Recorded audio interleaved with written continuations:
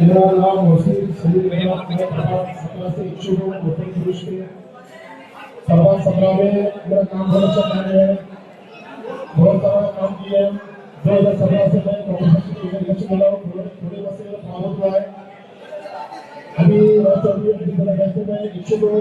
सभी को भगवान की था हमारे जितनी पार्टी के लिए राष्ट्रपति पार्टी के, तो मेरे पर भी एक टेंशन का हमारे बैलेंस हो गया नहीं और जुड़ा नहीं है। अब सब लोग पैनल स्ट्रॉन्ग बना के बना और समाज हमारा अच्छा है। आपको भी मिलकर इंशाल्लाह बहुत पैनल लेने की कोशिश करेंगे। इतने लोगों को जय हिंद। धन्यवाद। बहुत स्वागत करते हैं। ओ भैया पीछे से आना तो फिर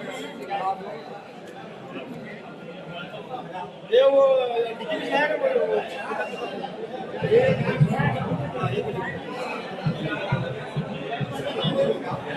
मोनिका सुरेश सरकार।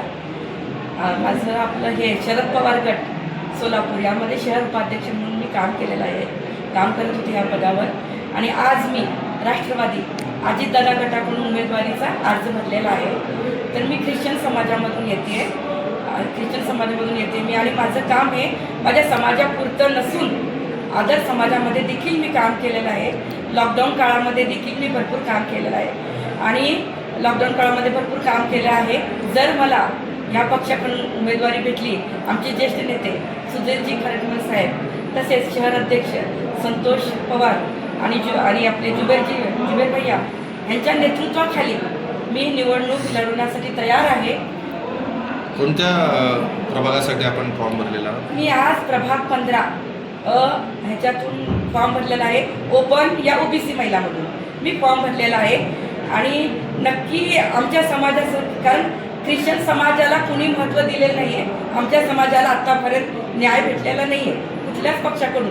तर मी आज आदरणीय अजितदादा पवार ह्या गटाकडून, ह्या पक्षाकडून मी एक आशेची भावना आणि फॉर्म भरलेला आहे की आमच्या समाजाला न्याय ह्याच दादाच्या गटाकडून भेटेल आणि नक्की दादाच्या गटाकडून मला उमेदवारी मिळेल असा माझा विश्वास आहे।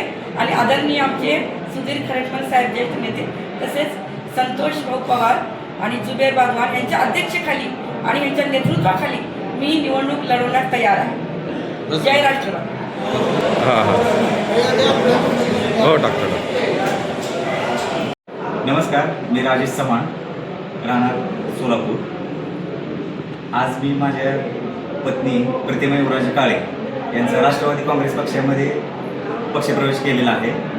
येणाऱ्या नगरपालिकेच्या निवडणुकीसाठी प्रभाग क्रमांक 24 मधून आदिवासी पारधी समाजातील एसटी कॅन्डिडेट त्या एकमेव आहेत।